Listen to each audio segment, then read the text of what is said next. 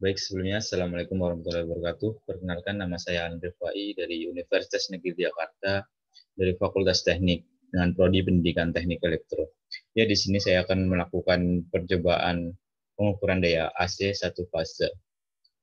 Di sini tujuan praktikum yang pertama, mahasiswa dapat menentukan daya arus bolak-balik satu fase dengan wattmeter. Yang kedua, mahasiswa dapat membandingkan hasil pengukuran daya arus bolak-balik dengan wattmeter dan dengan menggunakan volt ampere. Yang ketiga, mahasiswa dapat menyimpulkan hasil praktikum. Terus selanjutnya juga ada dasar teori.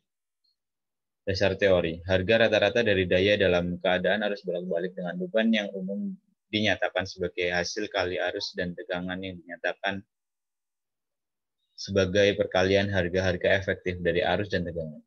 Dengan kosinus dari perbedaan fase di antara arus dan tegangan yang melalui beban tersebut.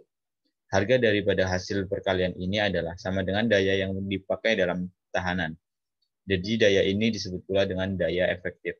Di samping itu, daya yang amplitude daripada harga sesaat dari daya V kali I kali cos theta yang hanya merupakan daya yang ditransfer atau sumber dengan reaktansi beban.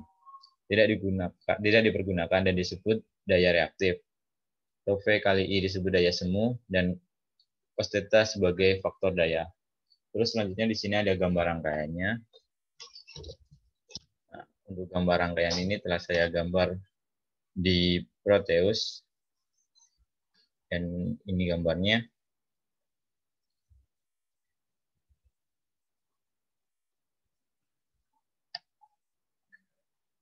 Ya, selanjutnya di sini kita langsung saja ke praktikumnya.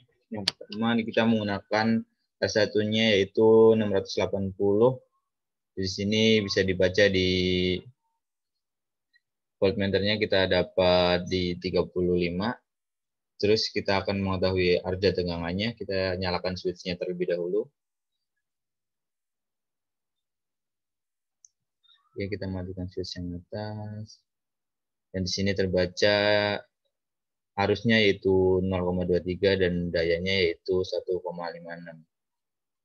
Ya, kita akan lanjut ke R yang kedua. Kita tutup switch-nya terlebih dahulu.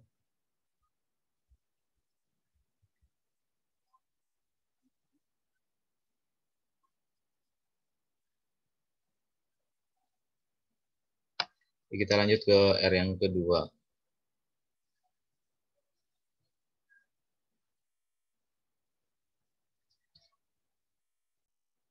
Ya, kita ganti saja R1-nya dengan angka 520. Kita matikan dulu rangkaiannya.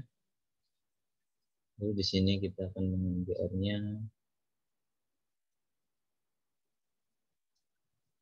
Kita ganti dengan 520. Ya, kita langsung nyalakan lagi. Nah, di sini kita bisa lihat dayanya yaitu 46,5. Langsung saja kita nyalakan switch-nya untuk mengetahui arus dan tegangannya.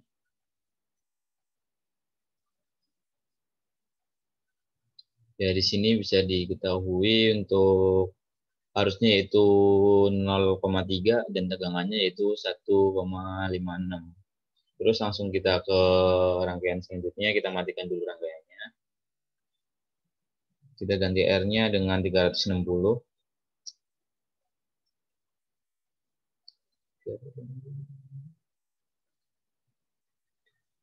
Ya, kita nyalakan lagi rangkaiannya. Nah, di sini kita baca arusnya yaitu 0,43 dan tegangannya 1,56. Kita lihat untuk dayanya. Ya, untuk dayanya yaitu 67,2 volt. Langsung kita lanjut lagi ke rangkaian selanjutnya yaitu 100 ohm.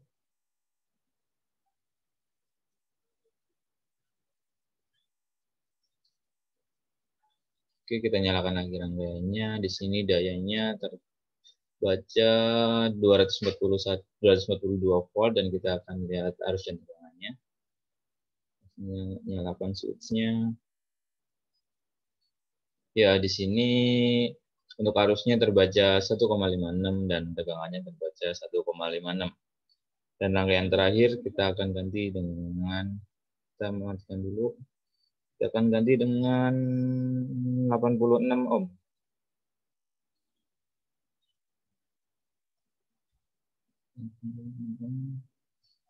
Oke, kita nyalakan angkanya. Ya, di situ terbaca arus dan tegangannya. Arusnya yaitu 1,81 dan tegangannya yaitu 1,56. 156, sorry.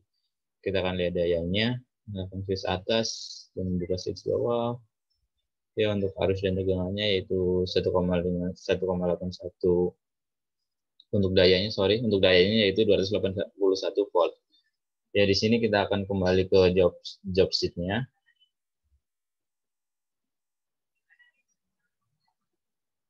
Ya, di sini telah saya isi untuk job sheet-nya, dan di sini kita mengambil kesimpulan berdasarkan praktikum yang telah saya lakukan, dapat disimpulkan bahwa besarnya daya yang mengalir pada suatu rangkaian dapat diketahui dengan mengalihkan nilai tegangan dan arus listrik yang mengalir pada suatu rangkaian listrik dalam kehidupan sehari-hari. Besarnya daya yang terhitung dengan daya yang terukur pada kenyataannya tidak bernilai sama. Hal ini dipengaruhi oleh adanya faktor daya atau cos theta. Untuk maksimalkan nilai daya yang mengalir dapat diperbaiki dengan mengurangi nilai dari faktor daya cos dengan cara mencari nilai kapasitor menggunakan rumus C sama dengan QC per V2 kali W. Ya, untuk data-data yang di atas telah saya isi tadi, mungkin dari kalian bisa mengisi sendiri, dan ini adalah grafik kesalahannya.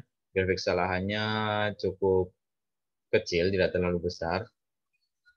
Dan mungkin cukup sekian video yang dapat saya buat. Saya akhiri, wassalamualaikum warahmatullahi wabarakatuh.